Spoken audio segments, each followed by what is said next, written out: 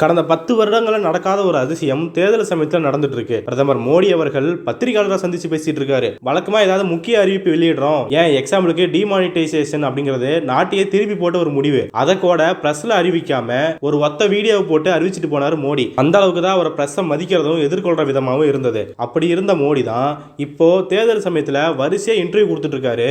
On the spot பிரச்சாரம் பண்ணிட்டு இருக்கும் போதெல்லாம் பேட்டி கொடுக்குறாரு. சரி, இப்படிதான் அதிசயமா பேட்டி கொடுக்குறாரு, ஏதாவது உண்மையை சொல்றாரா, ஏதாவது யூஸ்ஃபுல்லான விஷயத்த சொல்றாரா அப்படின்னு பார்த்தா, ஆங்கர்ஸ் என்ன கேள்வி கேட்டாலும் சரி, நான் ஒரு ஆன்சர் ரெடி பண்ணி வச்சிருக்கேன், அதை தான் நான் பேச போறேன் அப்படின்னு வாய்க்கு வந்தபடி எல்லாம் பேசிட்டு இருக்காரு பிரதமர் மோடி அவர்கள். கூடவே தேர்தல் பிரச்சாரங்கள்ல இஸ்லாமியர்கள் வெறுப்பை பரப்பிட்டு இருக்கும் போது அதுக்காக விளங்க கேட்டா அதுக்காக புது புது கதையெல்லாம் சொல்லிட்டு இருக்காரு. ஆக இப்படி மோடி பேட்டி கொடுக்கறதும் கதை சொல்றதுமா இவருடைய செய்தியாளர் சந்திப்பு அல்லது பத்திரிகையாளர்களை சந்திக்கிற விதத்தை பத்தி ஸ்க்ரோல் வெப்சைட்ல ஒரு டீடைல்டான கட்டுரை வெளியாகி இருக்கு. அதுல பிரதமர் மோடி அவர்கள் மார்ச் 31ஆம் தேதியிலிருந்து இப்ப வரைக்கும் எத்தனை இன்டர்வியூ கொடுத்திருக்காரு, எதில் பேசியிருக்காரு, என்ன விஷயங்களை பேசியிருக்காரு, ஆங்கர் சரியா கொஸ்டின் கேட்டாங்களா இல்லையா, எந்தெந்த விஷயத்தெல்லாம் மூடி மறைச்சாங்க, எந்தெந்த விஷயத்துல கேட்கறது கேள்வி இருந்துமே கேட்காம விட்டாங்க அப்படிங்கிற பல்வேறு விஷயங்களை கூறு போட்டு ஆராய்ச்சி இந்த கட்டுரை எழுதியிருக்காங்க. அதுல முன்னுரையா பிரதமர் மோடி அவர்கள் எலக்டோரல் விஷயமாகட்டும், இல்ல ஆன்டி முஸ்லீம் பத்தி இவர் பேசின விஷயமாகட்டும், பிரஜ்வால் ரேவண்ணாவோட விஷயமாகட்டும், இப்படிப்பட்ட முக்கியமான விவகாரங்களை பத்தி பேசவே கிடையாது அப்படின்னு அந்த முன்னுரையில சொல்லியிருக்காங்க.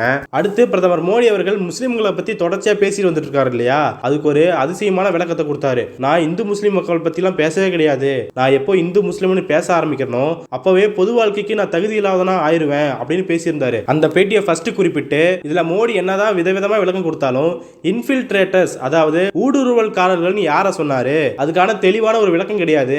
ஆனாலுமே இன்டர்வியூ கண்டினியூ ஆயிட்டே இருந்துச்சு அப்படின்னு குற்றம் சாட்டுறாங்க. இதே மாதிரியான கான்வர்சேஷன் தான் பிரதமர் மோடியோட இன்டர்வியூ ஃபுல்லாவே டெம்ப்ளேட்டாவே அமைஞ்சிருக்கு அப்படின்னு சொல்றாங்க.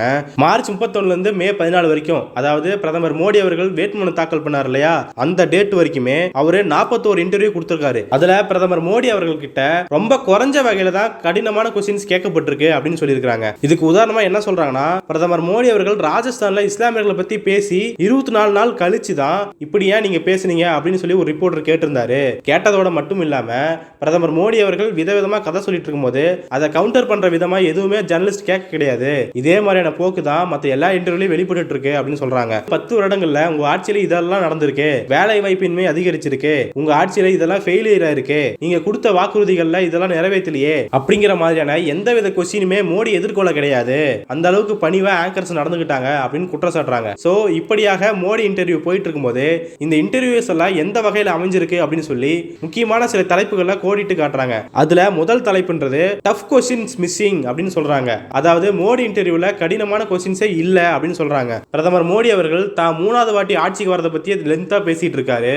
பாரதிய ஜனதாவோட விஷன் 2047 வரைக்கும் இருக்கு அப்படின்னு சொல்லி பேசுறாரு. ஆனா ஒரு ஜர்னலிஸ்ட் கூட சிம்பிளா உங்க 10 வருட ஆட்சியில என்ன நடந்திருக்கு அப்படின்ற கேள்வி கேட்கலன்னு சொல்லியிருக்காங்க. இந்த 41 இன்டர்வியூல மோடி அரசு கொரோனா பேண்டமிக்கை எப்படி அணுகுச்சு, எந்த வகையான தீர்வுகளை கொடுத்துச்சு அப்படின்னும், இஸ்லாமியர்கள் மேல நடத்தின வன்முறைகள் குறித்தும் எந்த விதமான கேள்விகளும் கேட்கவே கிடையாது, அதை எங்களால கண்டுபிடிக்க முடியல அப்படின்னு சொல்லி இந்த கட்டுரையை எழுதியிருக்காங்க. இதுல ஒரு இன்டர்வியூல த அசாம் ட்ரிபியூன் அப்படிங்கிற பேப்பரை இன்டர்வியூ எடுக்கும்போது மணிப்பூர்ல நடந்த சிவில் வார பத்தி கேள்வி கேட்டிருக்காங்க. மேலும் நியூஸ் வீக் இணையதளத்துல பிரதமர் மோடி அவர்கள் கிட்ட சைனா பார்டர்ல பிரச்சனை போயிட்டு இருக்கே அப்படிங்கிற கேள்வி எழுப்பி இருக்காங்க. அடுத்து தந்தி டிவி, ஏஎன்ஐ, ராஜஸ்தான் பத்திரிகா, திவ்யா பாஸ்கர் ஆகிய 4 பேர் மட்டும்தான் பிரதமர் மோடி கிட்ட எலக்டோரல் பாண்ட் விஷயத்தை பத்தி கேள்வி கேட்டிருக்காங்க, மத்தவங்க யாருமே கேட்க கிடையாது அப்படின்னு சொல்லியிருக்காங்க. அந்த 4 பேர்லயுமே தந்தி டிவியோட பேட்டியை நம்ம தமிழ்நாடு முழுக்க பார்த்தாங்க. அதுல எலக்டோரல் பாண்ட் விஷயத்தை பத்தி கேட்கும்போது நான் தான் இந்த எலக்டோரல் பாண்ட் விஷயத்துல யார் யாரு எவ்வளவு பணம் கொடுக்குறாங்க விஷயத்தை வெளிக்கொண்டு வந்திருக்கேன் அப்படிங்கிற அளவுக்கு பேசியிருந்தாரு மோடி. ஆனா உச்சநீதிமன்றம் இது சட்டவிரோதம் அப்படின்னு சொல்லி நீங்க டீடைல்ஸ் எல்லாம் வெளியிடணும் அப்படின்னு எஸ்பிஐக்கு கொட்டு வச்சதுக்கு முன்னாடி தான் இந்த விஷயமே வெளியே வர ஆரம்பிச்சது. ஆனா அது முற்றிலுமா மறைச்சு நான் தான் வெளியே கொண்டு வந்தேன் அப்படிங்கிற விதமா பிரதமர் மோடி பேசியிருந்தாரு. ஆனா அது அப்படி கிடையாது, நீங்க சொல்றது பொய் அப்படின்னு சொல்லி கூட நம்ம தந்தி டிவி நிருபர்கள் கேள்வி கேட்கல. அடுத்து ஏப்ரல் 27 இருந்து, அதாவது பிரஜ்வால் ரேவண்ணாவோட விவகாரம் வெளியே வந்தது இல்லையா, அதை பத்தி மோடி கொடுத்த 29 இன்டர்வியூல 3 முறை தான் கேள்வி கேட்கப்பட்டிருக்கு. அடுத்து உள்ளூர் இதழ்களும் பிரதமர் மோடி அவர்கள்கிட்ட பேட்டி எடுத்திருக்காங்க. ஆனா அவங்க உள்ளூர்ல நடக்கிற விஷயத்தை பத்தி கொஞ்சம் கூட கேள்வி கேட்கல அப்படின்னு குற்றச்சாட்டி இருக்காங்க. மிக முக்கியமா 2 இன்டர்வியூ உத்தரகாண்ட் பேஸ் பண்ணி எடுத்திருக்காங்க. அதுல அந்த மாநிலத்துல மிகப்பெரிய பிரச்சனையை உண்டு பண்ணியிருக்கிற அக்னிபாத் திட்டத்தை பத்தி அவங்க கேள்வியே கேட்க கிடையாது. ஏன்னா உத்தரகாண்ட் போன்ற மலைப்பகுதிகளில் அதிகப்படியான பேர் ராணுவத்துக்கு வேலை சேர்ந்துட்டு இருந்தாங்க. அப்படி இருக்கும்போது இந்த உள்ளூர் பிரச்சனையை சுட்டி காட்டாமையே பிரதமர் மோடி கிட்ட இன்டர்வியூ எடுக்கப்பட்டிருக்கு அப்படின்னு சொல்லியிருக்காங்க. இன்னும் ரொம்ப முக்கியமா அசாம்ல இருந்து கேள்வி கேட்டிருக்காங்க. அசாம்ல தான் முதல் முறையா சிஐஏ மூலமா நிறைய பேர் பாதிக்கப்பட்டிருந்தாங்க. ஆனா அதை பத்தின ஒரு சின்ன கேள்வி கூட எழுப்பு கிடையாது அப்படின்னு சொல்லியிருக்காங்க. இதே கொடுமையை தான் பெங்கால் பத்திரிகை செஞ்சிருக்கு. பெங்காலிலுமே சிஐஏ மூலமா பாதிக்கப்பட்ட பாதிக்கப்பட்டவங்க நிறைய பேர் இருந்திருக்காங்க. ஆனா அதை பத்தி கேள்வி கேட்க கிடையாது. குஜராத்தை சேர்ந்த நியூஸ் நிறுவனங்கள் 6 முறை பிரதமர் மோடி கிட்ட இன்டர்வியூ எடுத்திருக்காங்க. குஜராத்துக்குள்ளேயே பிஜேபிக்குள்ள நிறைய விஷயங்கள் ஓடிட்டு இருக்கிறதா சொல்லப்படுது. ஆனா அந்த 6 இன்டர்வியூலுமே அந்த குஜராத்தி நியூஸ் ஆர்கனைசேஷன்ஸ் குஜராத்ல பாஜகக்குள்ள இருக்கிற பிரச்சனையை பத்தி ஒரு கொஸ்டின் கூட எழுப்ப கிடையாது அப்படின்னு சொல்லியிருக்காங்க. அடுத்த தலைப்பு no follow up questions no fact checks அப்படின்னு சொல்லியிருக்காங்க. பிரதமர் மோடி ஒன்னு பேசுவாரு, ஆனா அதை மையமா வச்சு ரிப்போர்ட்டர்ஸ் கேள்வி கேட்கறது கிடையாது, அதை ஃபேக்ட் செக்கும் பண்றது கிடையாது அப்படின்னு சொல்லி இந்த தலைப்புல வெளியிட்டு இருக்காங்க. அதுல முக்கியமா சொல்றது என்னன்னா, பிரதமர் மோடி அவர்கள் தப்பா ஆன்சர் சொன்னாருமே அதை கேள்வி கேட்கறவங்க கவுண்டர் பண்ண தவறிட்டாங்க அப்படின்னு சொல்றாங்க. இது தொடர்பான இன்டர்வியூக்கள்ல நீங்க மங்கள் சூத்ராவை பத்தி பேசுறீங்க, வளங்களை பறிச்சு முஸ்லீம் கொடுத்துருவாங்க அப்படின்னு பேசுறீங்க. இப்படி பேசி பேசி மக்கள் கிட்ட இருக்கிற ரியல் டைம் பிரச்சனைகள் நீங்க மறைக்க பாக்குறீங்களா அப்படின்னு கேள்வி எழுப்பும் போது ராகுல் காந்தி பேசுறதா நீங்க மேற்கோள் விட்டு காட்டினீங்களா? அவங்களுடைய மேனிஃபெஸ்டோல சொல்லப்பட்டிருக்கிறதா ராகுல் காந்தி பேசிட்டு இருக்காரு, இதையெல்லாம் மீடியா சொல்ல தவறிடுச்சு அப்படின்னு சொல்லி வியக்கத்தக்க ஒரு விளக்கத்தை கொடுத்திருக்காரு. ஆனாலும் அதை எதிர்த்து எதிரில் இருக்கிற செய்தியாளருக்கு கேள்வி கேட்க வரல. அடுத்து பிரஜ்வல் ரேவானா இருக்கிற கட்சி கூட தானே நீங்க கூட்டணி வச்சிருக்கீங்க அப்படின்னு கேட்கும்போது காங்கிரஸ் தானே பிரஜ்வல் ரேவானாவை தப்பிக்க விட்டுச்சு அப்படின்னு சொல்லி புது விளக்கத்தை கொடுத்திருக்காரு. அடுத்து டைம்ஸ் நவ் கொடுத்த ஒரு இன்டர்வியூல மதத்தை அடிப்படையை வச்சு ரிசர்வேஷன் கொடுப்பாங்க அப்படின்னு நீங்க பேசிருக்கீங்களே அப்படின்னு கேட்கும்போது இதெல்லாம் காங்கிரஸ் மேனிஃபெஸ்டோல தான் சொல்லப்பட்டிருக்கு அப்படின்னு போய் சொல்லியிருக்காரு. ஆனா உண்மை தெரிஞ்சுமே அந்த ரிப்போர்ட்டர் கேள்வி கேட்கல அப்படின்னு சொல்லியிருக்காங்க. அடுத்து சில இன்டர்வியூக்கள்ல பிஜேபி 400 தொகுதிகளை ஜெயிச்சிட்டா அரசியலமைப்பு சட்டத்தை மாத்த முற்படுவாங்க அப்படின்னு சொல்றாங்களே அப்படின்னு கேட்கும்போது அதை தார்மீகமா மறுக்காம லென்த்தியா நான் ரிப்ளை கொடுக்குறேன் அப்படிங்கிற பேர்ல காங்கிரஸ் தான் அரசியலமைப்பு சட்டத்தை குலைக்கிற விதமா சில இடங்கள் நடந்துச்சு அப்படின்னு சொல்லி ரிப்ளை கொடுத்திருக்காரு. ஆனா உண்மையை பார்க்கும்போது பிஜேபியை சேர்ந்த 4 லீடர்கள் நாங்க ஆட்சிக்கு வந்துட்டா அரசியலமைப்பு சட்டத்தை மாத்துவோம் அப்படின்னு பேசியிருக்காங்க. இந்த உண்மை தெரிஞ்சுமே அந்த செய்தியாளர்கள் மோடியை கேள்வி கேட்காம தவிர்த்திருக்காங்க. அடுத்து false claims about religion based reservation கொடுக்குறாங்க அப்படின்னு சொல்லி தப்பா போய் பார்க்கறாங்க. அதை பத்தி கேள்வி கேட்டிருக்காங்களா அப்படின்னு ஒரு பகுதியை எடுத்திருக்காங்க.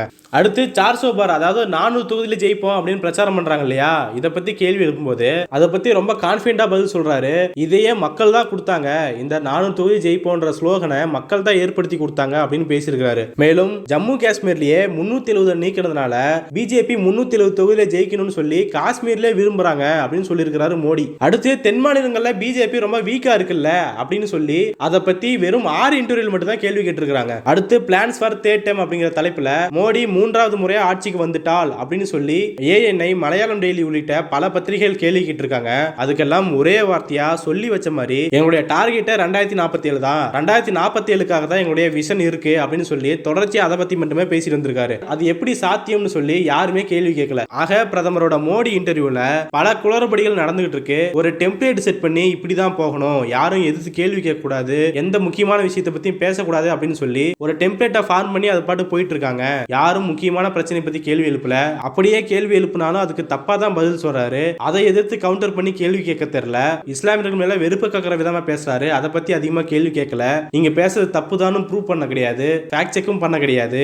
நாங்களா இதெல்லாம் வந்தா செய்வோம்னு சொல்றாரு. இதை நீங்க எப்படி செய்வீங்க, ஏற்கனவே 10 வருஷத்திலே செய்யலையே அப்படிங்கிற கேள்வியை கேட்கல. இப்படி ஒட்டு மொத்தமா பிரதமர் மோடி அவர்கள் கடந்த 10 வருஷத்துல கொடுக்காத இன்டர்வியூக்களை இந்த தேர்தல் சமயத்துல மட்டுமே கொடுத்து ஈடு கட்டிடலாம். பாத்தீங்களா பிரதமர் மோடி பத்திரிகைகள் எவ்வளவு தைரியமா சந்திக்கிறாரு அப்படின்னு ஒரு பிம்பத்தை கிரியேட் பண்ணிடலாம் அப்படின்னு பாக்குறாங்க. ஆனா மணிப்பூர் ஆகட்டும், பிரிஜ்பூஷன் சரண் சிங் பிரச்சனை ஆகட்டும், இல்ல நாடு முழுக்க மத கலவரங்கள் அதிகமா நடந்தது அதுக்கு பொறுப்பேற்கிறதாகட்டும், சைனா பார்டர்ல வீடியோ கட்டிட்டாங்க அதுக்காகட்டும், இப்படி எந்த முக்கியமான பிரச்சனைகளையும் பிரதமர் மோடி அவர்கள் பிரஸ் கான்ஃபரன்ஸ் அட்டன் பண்ணி எந்த தெளிவான விளக்கத்தையும் கொடுத்தது கிடையாது. இப்ப தேர்தல் சமயத்தில் மட்டும் நான் பிரஸ் சந்திப்பேன், அது என்ன அர்த்தம் தான் கேள்வி எழும்புது. மேலும் பத்திரிகையாளர்கள் ஒருதலை பட்சமா நடந்துக்கிறாங்க, அதனாலதான் நான் சந்திக்கிறத தவிர்க்கிறேன் அப்படின்னு பேசுறாரு. இதை மேற்கோள் காட்டி தான் பத்திரிகைகள் ஒருதலை பட்சமா இயங்குதுன்னே வச்சுக்குவோம். அப்படி இருந்தாலும் அவங்க கேட்கிற கேள்விக்கு பதில் கொடுக்கறதுல உங்களுக்கு என்ன தயக்கம்? அவங்க தப்பா கேள்வி கேட்டாலுமே நீங்க பேசுறது தப்பு, இதுதான் எங்க ஆட்சியில் நடந்தது, இப்படிதான் நாங்க பண்ணியிருக்கோம் அப்படின்னு சரியா விளக்கம் கொடுக்கறதுல உங்களுக்கு என்ன பிரச்சனை அப்படின்னு தான் நிறைய பேர் கேள்வி எழுப்பிட்டு வராங்க. ஆக தேர்தல் சமயத்தின் போது பிரதமர் அவர்கள் தான் என்ன பேசுறதுனே தெரியாம அங்க ஒண்ணு பேசுறாரு, இங்க ஒண்ணு பேசுறாரு, என்னன்னே புது புது காரணத்தெல்லாம் சொல்லிட்டு இருக்காரு. கிட்டத்தட்ட அவருடைய முடிவை நெருங்கிருச்சு அப்படின்னு தான் கணிக்க முடியுது. இல்லனா இவ்வளவு பதற்றம் அடைஞ்சு பிரதமர் மோடி அவர்கள் பேசியிருக்க மாட்டாரு. இந்த பதற்றம் 2014 2019 இல்லவே இல்லை. அதைத்தான் பல முக்கிய அரசியல் நோக்கர்களும் மேற்கோள் காட்டுறாங்க. பொதுவாகவே கோடி மீடியா அப்படிங்கிற வார்த்தையவே அவர் தான் உருவாக்குனாரு. இப்ப அவர்களும் தங்களுடைய வேலையை செவ்வனே செய்கிறார்கள் அப்படின்னு தான் நம்ம எடுத்துக்கணும்.